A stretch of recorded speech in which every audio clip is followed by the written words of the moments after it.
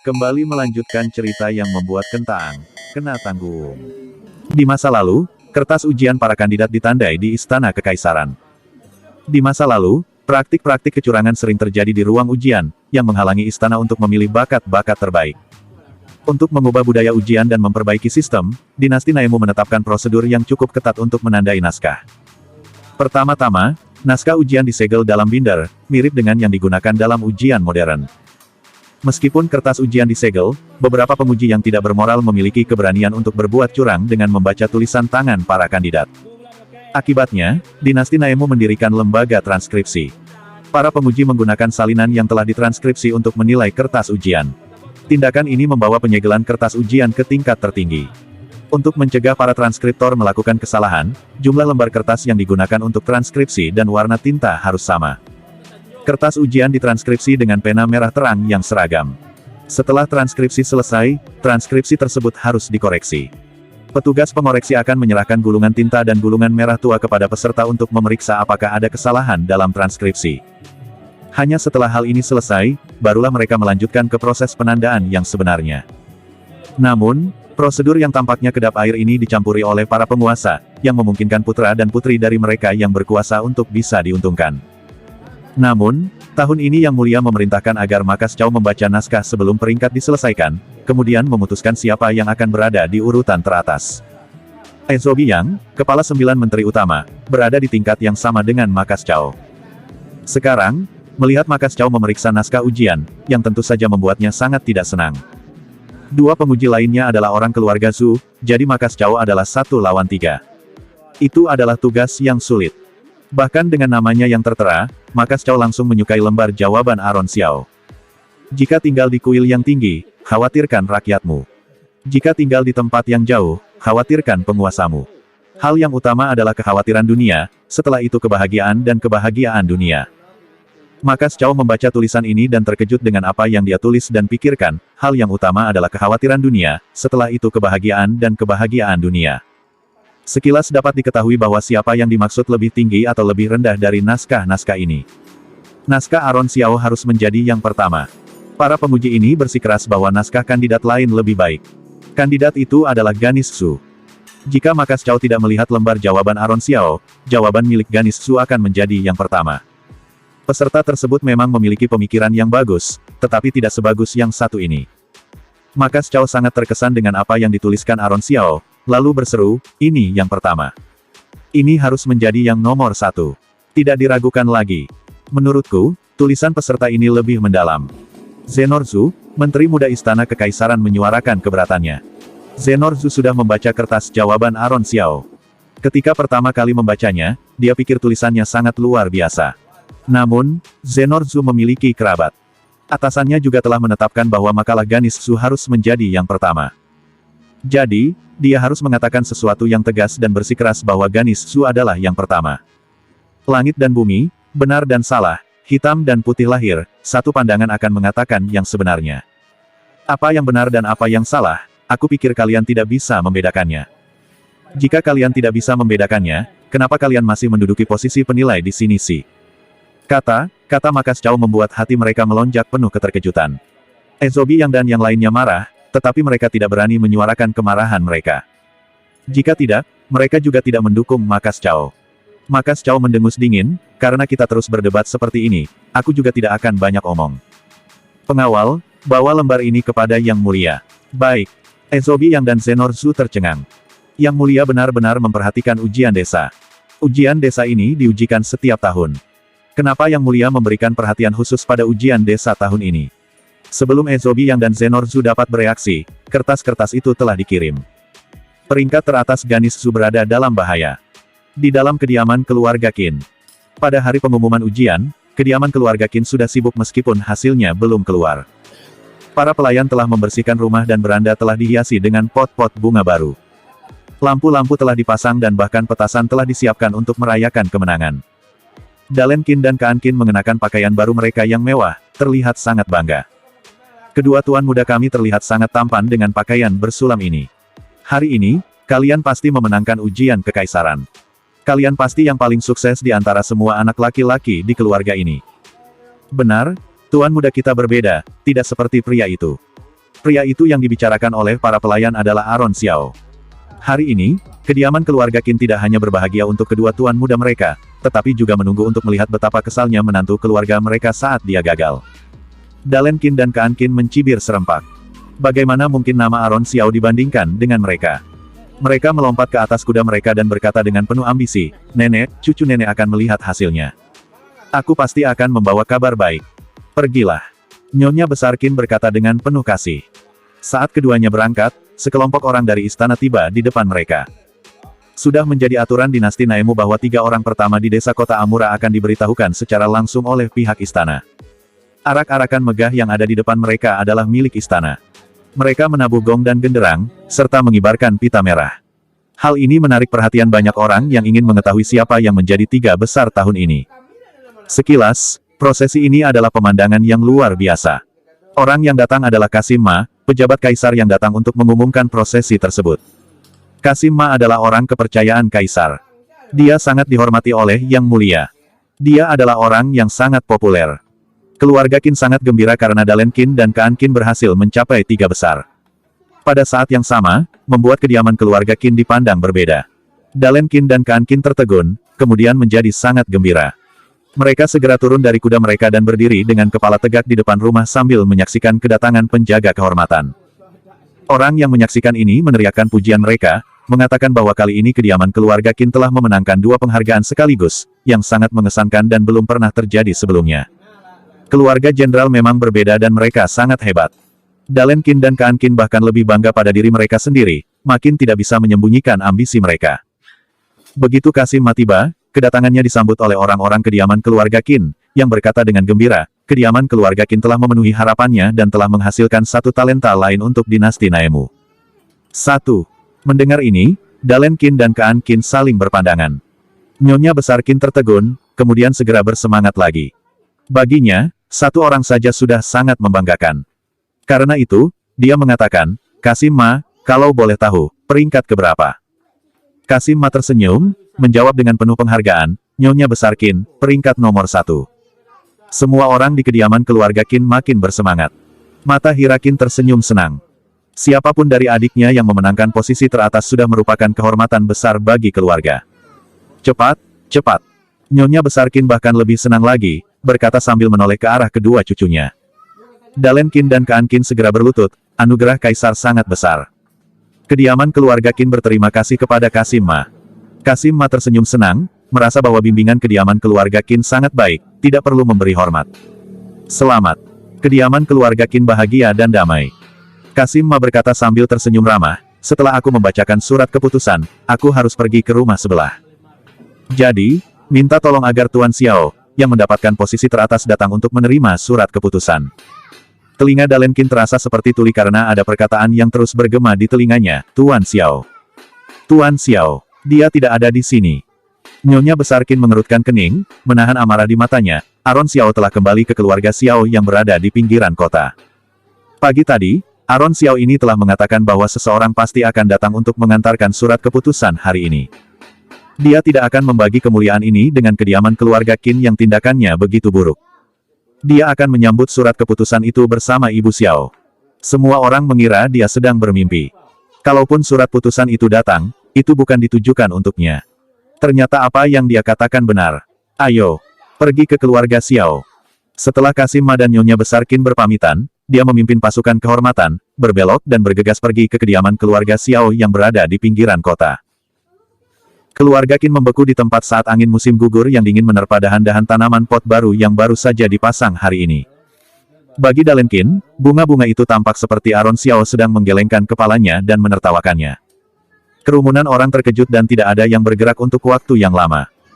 Aaron Xiao berada di urutan teratas. Bagaimana mungkin? Bagaimana mungkin dia yang menempati posisi pertama? Aaron Xiao adalah pemenangnya, apa gunanya mereka memenangkan tempat lainnya lagi? Orang-orang hanya akan mengatakan bahwa menantu kediaman keluarga Qin adalah yang teratas dalam daftar. Siapapun yang menempati posisi setelahnya akan mengatakan bahwa mereka semua lebih rendah. Mereka tidak akan dilirik. Memikirkan hal ini, tubuh mereka bergetar. Buang semua bunga ini. Dalen Qin berteriak dengan jengkel. Para pelayan yang terkejut, beranjak dari tanah dan mulai menyingkirkan bunga dan petasan yang sudah dipersiapkan. Kediaman keluarga Xiao. Aron Xiao, yang telah berangkat pagi-pagi sekali dengan penuh semangat melangkah memasuki pintu. Ibu, kemasi barang-barang kalian dan tinggallah bersamaku di kota Amura nanti. Ibu Xiao tertegun, hari ini. Ya, hari ini. Aron Xiao mengangguk dengan gembira dan menggendong adiknya, mulai sekarang kalian akan tinggal di kota Amura. Dokter di kota Amura lebih baik daripada dokter desa. Ilona juga bisa hidup lebih baik di sana. Tatapan Aron Xiao membara dan matanya penuh dengan binar kebahagiaan. Setelah memenangkan ujian, Aron Xiao bisa menjaga ibu dan adiknya dengan baik. Bagaimana mereka bisa memiliki kehidupan yang baik ketika mereka tinggal di pedesaan yang miskin ini? Mereka tidak hanya bekerja keras, tetapi juga diintimidasi oleh penduduk desa dan tetangga. Putranya sangat pengertian. Ibu Xiao sangat lega dan berkata, tidak mudah bagimu untuk berada di kota Amura. Kenapa kamu harus membawaku dan Ilona bersamamu? Kami hanya akan mempersulit hidupmu. Selama kamu, ibu, setiap orang memang pada dasarnya harus pulang. Kota Amura adalah rumah kita, bukan di sini. Keluarga Xiao telah menjadi anggota keluarga kota Amura yang terkemuka di tahun-tahun awalnya, sebuah keluarga yang terkenal dari satu generasi. Namun, mereka tidak pernah membayangkan bahwa mereka akan dipaksa pindah ke sini karena mereka telah jatuh dari kemuliaan mereka. Awalnya, Ibu Xiao mengira putranya tidak akan keberatan, tetapi sekarang dia menyadari bahwa putranya memiliki ambisi yang besar. Menyadari itu, dia merasa senang sekaligus bersalah. Ilona dengan senang meluk Aron dan tersenyum cerah, ya. Ilona ingin pergi ke kota Amura bersama kakak dan ibu. Ya, kita akan pergi bersama-sama. Aron Xiao mengangguk. Satu keluarga harus bersama dimanapun mereka berada. Itu yang disebut sebagai keluarga. Pada saat itu, tiba-tiba terdengar suara ramai di luar. Terdengar ada sekelompok orang berjalan mendekat. Sungguh tempat yang buruk. Tempat seperti ini terlalu berlebihan untuk ditinggali olehku. Cekak, lihat. Di sana ada tanaman buah dan sayuran. Itu semua adalah tanaman rendahan. Bagaimana mungkin mereka memakannya? Halaman ini tidak memiliki ciri khas dan sangat serampangan. Begitu memasuki halaman keluarga Xiao, orang itu menunjuk dan berkomentar tajam. Orang itu adalah Hemarki. Dia menginjak-injak kakinya dengan jijik dan membersihkan lumpur dari sepatunya.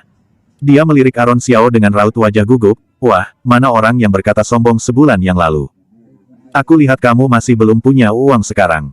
Jadi, adikmu akan digunakan untuk mengganti uang sewa. Di mana Ilona Xiao? Hemarki mengangkat kepalanya dan berbicara dengan nada tinggi, dia setara dengan 5 tael, tapi untuk sisa 295 tael harus kamu cari lagi dan menyerahkannya kepadaku.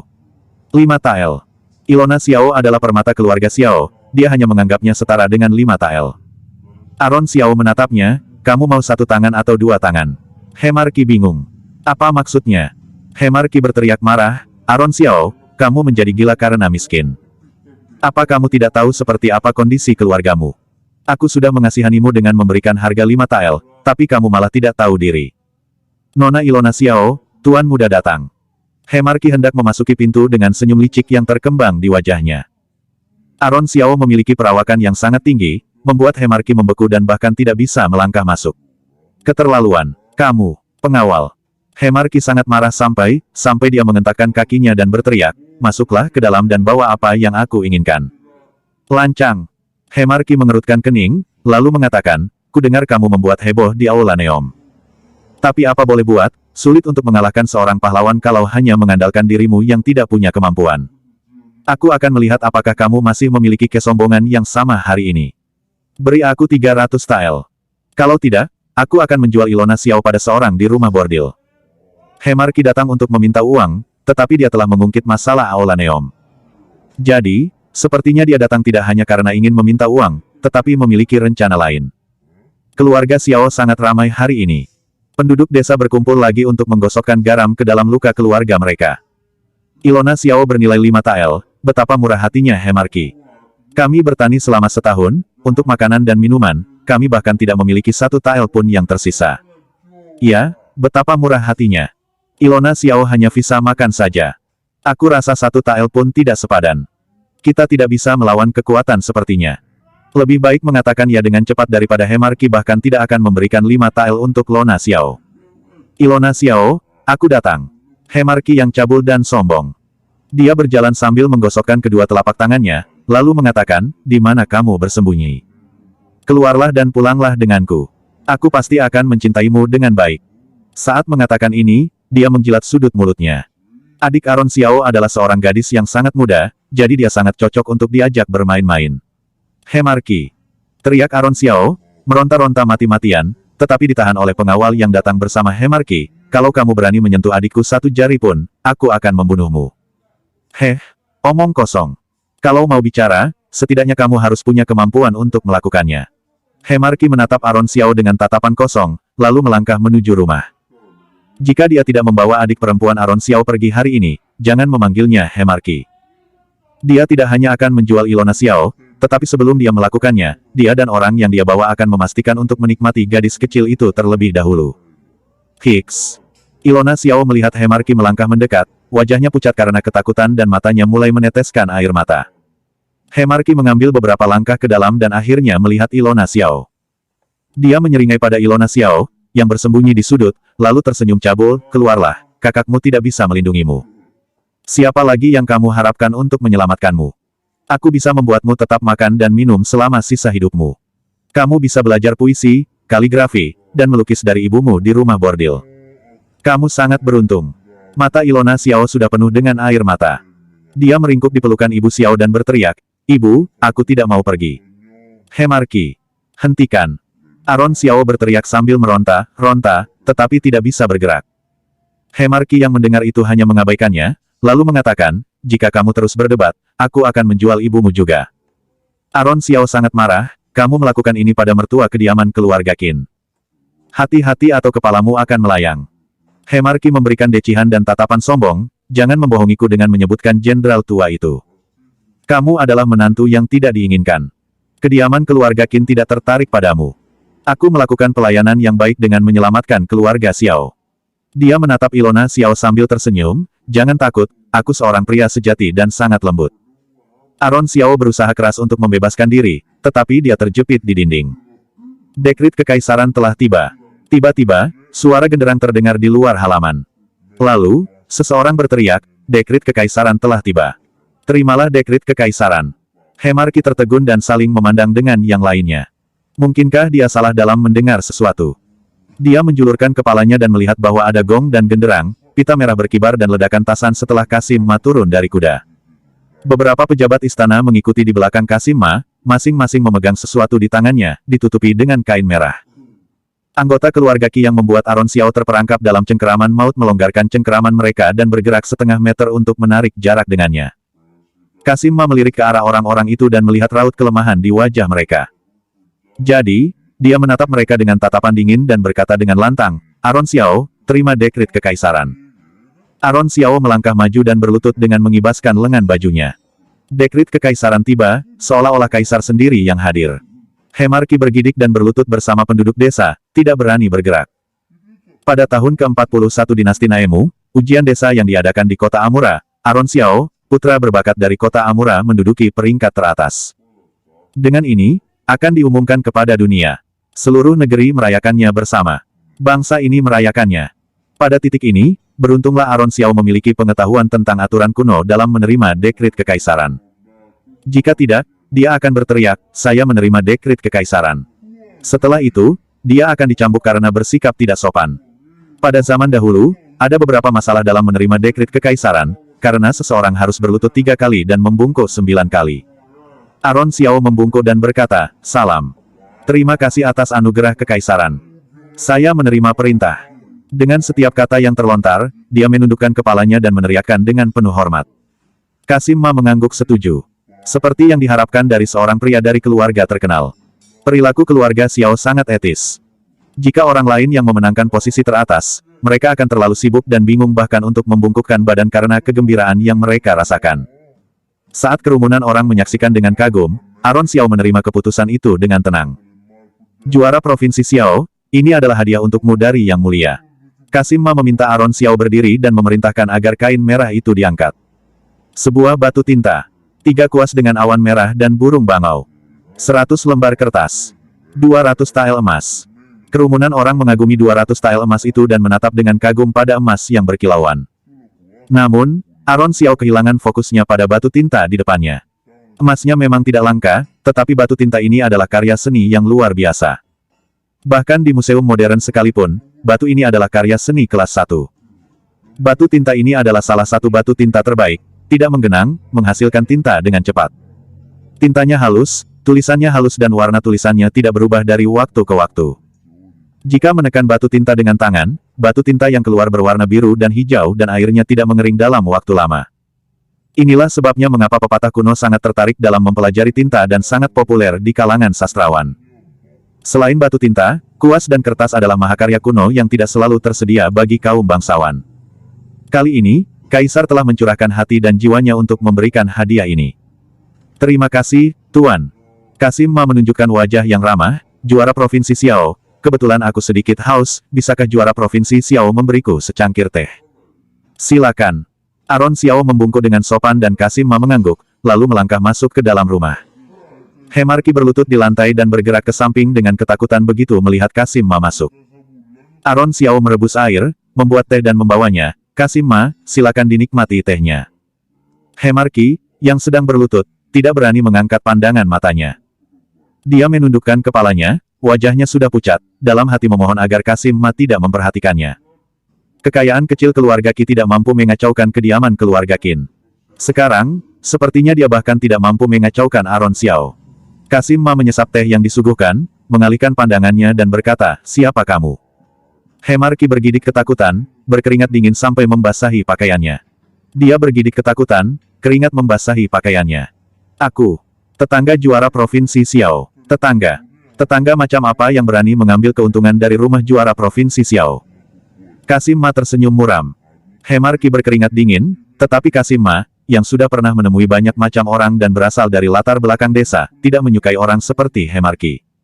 Karena itulah nada bicaranya sangat kasar. Hemarki buru-buru bersujud dan berkata, Kasim Ma, aku tahu aku salah.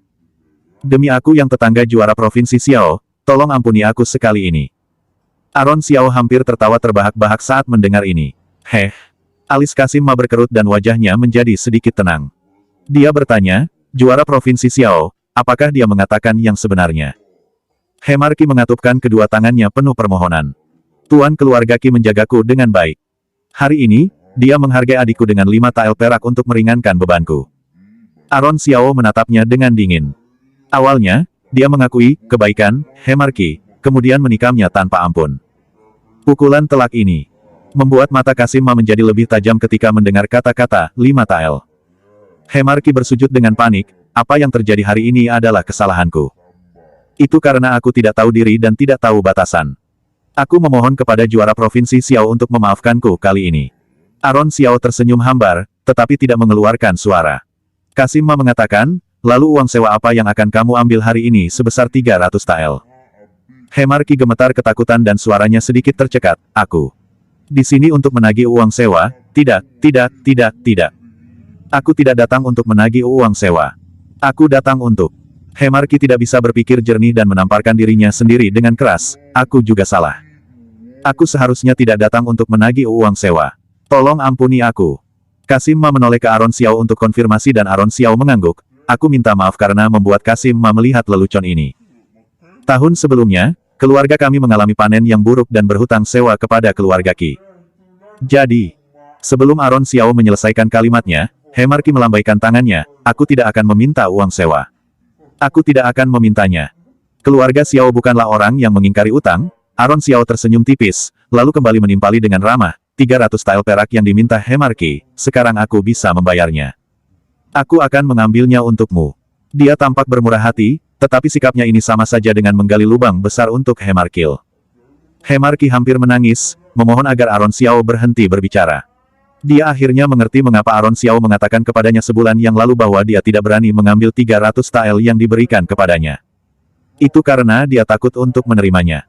Dia bahkan bersedia membayar 300 tael kepada Aron Xiao saat ini. Kasim Ma berteriak dengan marah, 300 tael.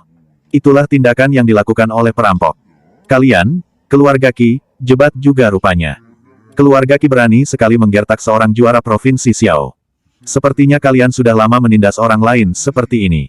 Pengawal, selidiki keluarga Qi. Kasim Ma memerintahkan, menyebabkan Hemarki jatuh lemas ketakutan. Aron Xiao juga sedikit terkejut, merasa bahwa sepertinya seluruh keluarga Qi akan ditangkap. Pada zaman dahulu, ini akan disebut bersalah karena pergaulan. Aku salah. Juara Provinsi Xiao, tolong maafkan aku. Tolong mohon ampun untukku. Hemarki, yang telah diseret keluar, tidak lagi bersikap sombong. Dia juga tidak berani berbuat cabul, hanya bisa menangis. Aron Xiao masih menunjukkan wajah dingin dan tidak peduli. Kalau tahu akan seperti ini, kenapa dia melakukan itu sejak awal? Penduduk desa yang membantu Hemarki juga turut menimpali, ya. Keluarga Qi seharusnya diperlakukan seperti itu. Aku tidak percaya Zenov Xiao menjadi yang teratas dalam peringkat, sekaligus menyingkirkan pengganggu untuk kita. Hei, keluarga Xiao sangat beruntung. Seharusnya aku menikahkan putriku dengannya. Sekelompok orang itu mulai menyanjung keluarga Xiao. Wajah mereka penuh dengan sanjungan. Rumah keluarga Xiao memang sedikit bobrok, tetapi semuanya tertata rapi dan bersih. Sementara Aron Xiao dan Qasim Ma mengobrol, Ibu Xiao mempersiapkan hadiah yang akan diberikan kepada Qasim Ma. Emas yang berkilau itu membuat Ibu Xiao sangat senang dan tangannya bergetar karena gembira. Sebelum Qasim Ma pergi, Ibu Xiao mengeluarkan sebuah kantong uang berisi 10 tael emas sebagai hadiah ucapan terima kasih untuk Qasim Ma. Sungguh murah hati. Qasim Ma tidak bisa menolak, jadi dia menerimanya. Kesopanan dan kemurahan hati keluarga Xiao membuat Qasim Ma senang dan puas. Mereka jauh lebih murah hati daripada keluarga lainnya. Setelah mengantar Qasim Ma pergi, Aron Xiao, Ibu Xiao dan Ilona Xiao mengemasi barang-barang mereka dan berangkat ke kota Amura. Dia sudah melihat sebuah kompleks kecil di kota Amura, yang bisa dibelinya setelah hadiah itu didapatkan. Ketika hadiah dibayarkan, dia dapat membeli rumah itu. Dengan begitu, dia bisa menjaga ibu dan adiknya ketika mereka tinggal di kota Amura. Sebelum meninggalkan desa, semua penduduk desa yang dulunya membenci keluarga Xiao datang untuk mengucapkan selamat tinggal dan terlihat enggan untuk membiarkan mereka pergi. Orang-orang ini selalu menggertak keluarga Xiao. Namun, karena saat ini situasinya telah berubah, mereka menjadi lebih antusias. Hari ini, mereka menuding dan menyuruh keluarga Xiao untuk menjual putrinya. Ibu Xiao mengingatnya dengan jelas. Ibu Xiao tidak peduli dan tidak terlalu antusias dengan basa-basi mereka. Dia mengucapkan selamat tinggal kepada mereka sebentar dan pergi bersama anak-anaknya tanpa menoleh ke belakang. Beberapa hari kemudian, keluarga Xiao menetap di kota Amura dengan memiliki simpanan uang, tempat tinggal dan semua yang dibutuhkan untuk hidup mereka. Ibu Xiao tidak perlu bekerja keras dengan kepala tertunduk, jadi dia memiliki waktu luang untuk mengajari putrinya membaca dan menulis, menikmati hari-harinya dengan tenang. Setelah Aron Xiao menjadi terkenal di kota Amura, banyak orang yang mengirimkan hadiah ke kediaman keluarga Qin.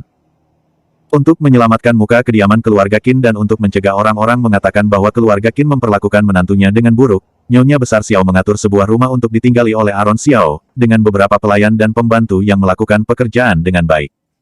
Aron Xiao keluar dari dapur, tidak membawa apa-apa kecuali anjing kuning kecilnya.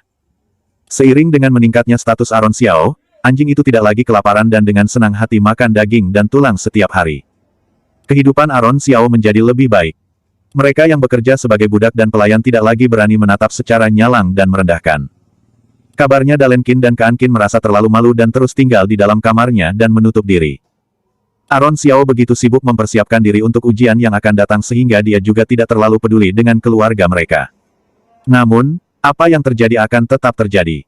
Kediaman keluarga Qin penuh dengan kegembiraan. Dalen Qin dan Kaan Qin tidak masuk dalam 3 besar, tetapi mereka berhasil masuk dalam peringkat dan mengadakan pesta perayaan di rumah mereka. Keluarga Qin adalah keluarga besar dan tidak akan menganggap remeh Aron Xiao, yang berada di urutan teratas dalam daftar ujian desa. Namun, Aron Xiao tidak suka dengan sanjungan dan kepura-puraan seperti ini. Dia meninggalkan kediaman keluarga Qin, karena belum pernah melihat kota Amura ini sejak dia tiba di dinasti Naemu. Sekarang, dia merasa lega karena telah menyelesaikan ujiannya.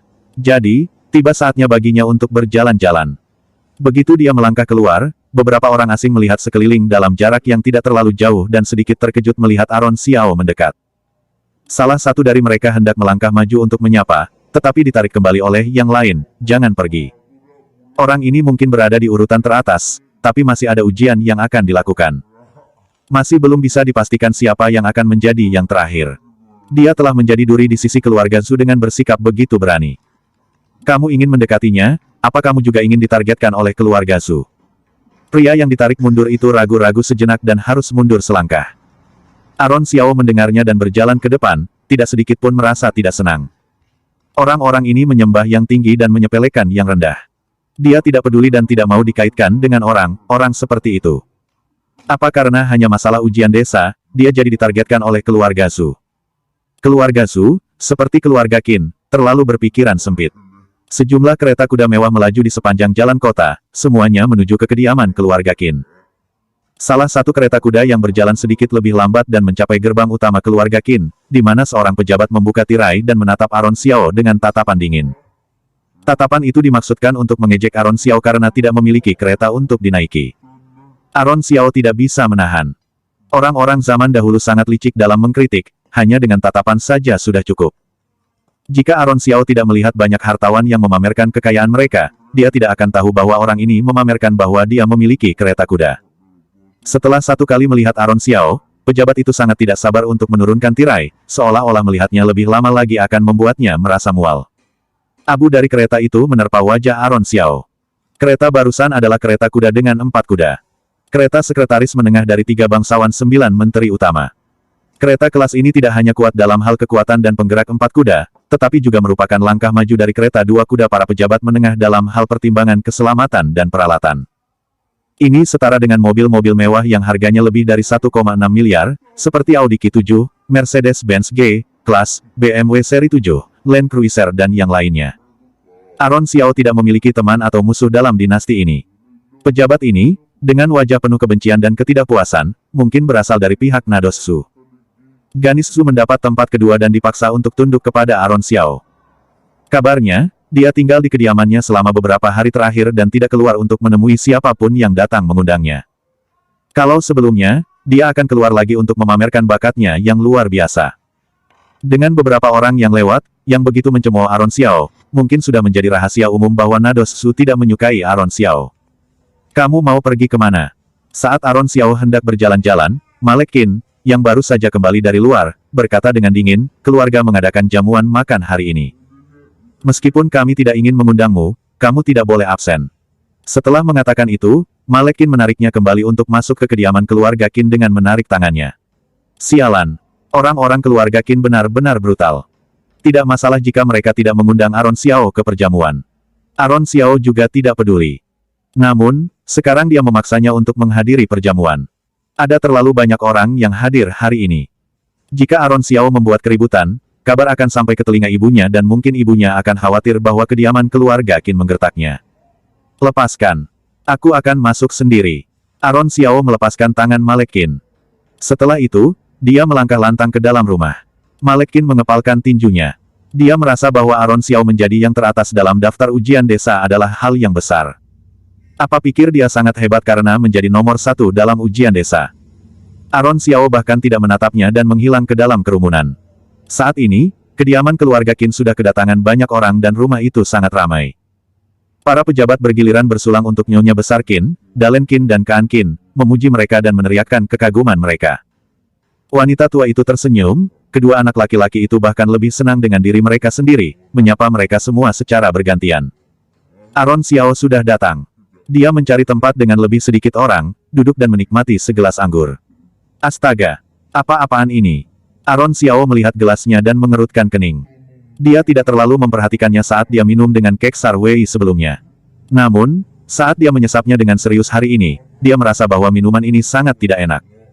Dia menyesap lagi, mencecap dan mencicipinya dengan hati-hati. Anggur itu mirip dengan anggur kuning dan anggur beras, tetapi karena kurangnya teknologi pembuatan bir, rasanya sedikit manis dan memiliki kekuatan sekitar 20 derajat. Aron Xiao, yang di zaman modern ini bisa meminum 56 derajat arak dui, merasa bahwa wine ini mirip dengan air biasa. Tidak menyenangkan sekali. Dia mendapat kilatan cahaya di matanya. Sekarang, dia tidak hanya bisa menjual puisinya, tetapi jika dia bisa meningkatkan kualitas wine di sini. Dia bisa menjadi pengusaha terkaya di dinasti Naemu hanya dengan melakukan bisnis ini. Dia berpikir sejenak dan kemudian memiliki sebuah rencana dalam benaknya. Juara Provinsi Xiao, kamu di sini. Sebuah sapaan menyela Aron Xiao. Dia mendongak dan melihat Makas Cao. Makas Cao sangat senang melihat Aron Xiao. Ketika juara Provinsi Xiao yang pertama kali menyerahkan kertas ujiannya, aku pikir dia hanyalah anak dari keluarga miskin. Tapi, aku tidak menyangka bahwa juara Provinsi Xiao adalah bagian dari keluarga Xiao dan sangat berbakat. Tidak begitu. Aku tidak berani menerima pujian ini. Aron Xiao membungkuk dengan rendah hati. Perkataan Makas Cao yang menyebutkan keluarga Xiao memenangkan hati Aron Xiao. Awalnya, Ketika Makas Chow mendengar bahwa kandidat pertama yang keluar adalah menantu kediaman keluarga Qin yang tidak diinginkan, dia masih sangat meremehkan gagasan bahwa menantu yang tidak diinginkan ini benar-benar sangat buruk dan tidak bisa diandalkan. Makas Chow tidak tahu bahwa Aaron Xiao akan menjadi orang yang menulis makalah yang memukau para hadirin. Ketika melihatnya lagi hari ini, Aaron Xiao mengenakan pakaian yang kasar, tetapi semangatnya secerah hari dia mengikuti ujian. Ini benar-benar generasi baru, karena memiliki kondisi pikiran yang mumpuni. Ternyata Tuan Chow berada di sudut yang tidak mencolok ini. Aku sudah mencari sejak tadi. Sebuah suara samar terdengar lantang, menunjuk langsung ke arah Makas Chow. Wajah Makas Chow berubah sedikit, dengan sedikit ketidaksenangan yang menyertai. Aaron Xiao menoleh ke belakang. Bukankah ini pejabat kereta kuda 4 yang baru saja mengosongkan dirinya beberapa kali? Makas Chow adalah seorang bawahan yang setia dan salah satu anak buah kaisar. Dia juga memiliki hubungan yang buruk dengan kerabat di pihak Nados Su dan saling tidak cocok. Meskipun secara terlihat damai di permukaan, mereka berdua diam-diam sedang berperang. Ketua Pengadilan Song, ada apa? Mendengar kata-kata Makas Chow, Aaron Xiao menyadari bahwa orang itu adalah Sorgan Song. Tidak heran dia sangat meremehkannya di depan pintu. Ketua Pengadilan, salah satu dari 9 menteri utama, adalah otoritas yudisial tertinggi. Mereka bertugas merevisi undang-undang sesuai dengan keputusan kaisar, meringkas jumlah penjara di seluruh negeri dan bertanggung jawab atas penjara kekaisaran. Dia juga bertanggung jawab atas peradilan kejahatan yang dilakukan oleh para menteri. Dia juga bertanggung jawab untuk memeriksa dan melaporkan kepada kaisar kasus-kasus penjara yang meragukan yang diputuskan oleh negara bagian dan kabupaten, kadang-kadang mengirim petugas ke negara bagian dan kabupaten untuk membantu persidangan kasus-kasus penting. Ketika menangani kasus-kasus penting, Ketua Pengadilan dapat menyanggah pendapat Perdana Menteri dan sejarawan kekaisaran. Di mata para Ketua Pengadilan, ketika seorang pejabat penting melanggar hukum, dia sama bersalahnya dengan rakyat biasa. Atas perintah Sorgan Song, setiap pejabat yang melakukan kejahatan akan dikirim ke penjara. Sorgan Song memiliki wajah yang serius dan terlihat jujur. Faktanya, dia dan Ezobi yang telah lama menjadi antek-antek Negam Wei secara diam-diam. Paman Kaisar, Negam Wei, tidak memiliki keahlian lain, tetapi dia adalah pembeli kelas 1. Sorgan Song, yang bertanggung jawab atas penjara, juga merupakan seorang penulis yang brilian. Aaron Xiao telah membaca puisinya. Dia pantas mendapat julukan, brilian, pemimpin para sastrawan dan cendekiawan. Tidak heran jika Makas Chow tidak menyukai Sorgan Song. Meskipun Sorgan Song berbakat, bagaimana mungkin seorang pria yang mengetahui hukum dan melanggarnya bisa mendapatkan rasa hormat dari orang lain? Tidak. Aku hanya melihat kalau Makas Chow tidak ada di mejanya, jadi pergi untuk mencarinya. Aku ingin mendiskusikan sesuatu denganmu. Kalau ada sesuatu, kita bisa mendiskusikannya di pengadilan, bukan di sini. Makas Chow tidak tertarik untuk mengobrol dengannya, jadi dia memberi hormat sedikit dan mengabaikannya, tidak peduli betapa tidak menyenangkannya raut wajah Sorgan Song. Sorgan Song berdecak dingin dan melambaikan lengan bajunya, berbasa-basi dengan yang lain. Aaron Xiao duduk kembali di kursinya. Semua orang berkumpul di sekitar Dalen Qin dan Kaan Qin hari ini. Kecuali Makas Chow, tidak ada yang berbicara dengan Aaron Xiao. Yang lainnya terfokus pada keluarga Qin. Semua pujian dan sanjungan diberikan kepada Dalen Qin dan Kaan Qin, dua karakter utama. Hal ini sudah bisa diduga oleh Aaron Xiao, yang tidak akan dibawa ke meja utama oleh Malek Qin jika dia tidak memenangkan peringkat pertama. Juara provinsi sepertinya tidak sebaik Dalen Qin dan Kaan Qin, yang berada 7 atau 8 peringkat di belakangnya. Di mata semua orang, Dalen Qin dan Kaan Qin memiliki masa depan yang cerah, sementara Aaron Xiao tidak memiliki masa depan dan tidak ada harapan. Sementara Aaron Xiao merenungkan bagaimana cara meningkatkan kualitas wine, dia berharap pesta yang penuh dengan basa-basi ini akan berakhir. Dia tidak akan pernah menghadiri salah satu dari pesta semacam ini lagi. Di zaman modern, proses pembuatan wine telah semakin matang. Banyak penelitian telah dilakukan dalam proses fermentasi wine putih. Hal yang paling berpengaruh dalam hal ini adalah, bahan berkualitas, takaran sesuai, suhu rendah di ruang bawah tanah dan pengukusan dengan suhu yang konstan. Dengan peralatan dinasti Naemu saat ini, seharusnya prosedur ini dapat dilakukan.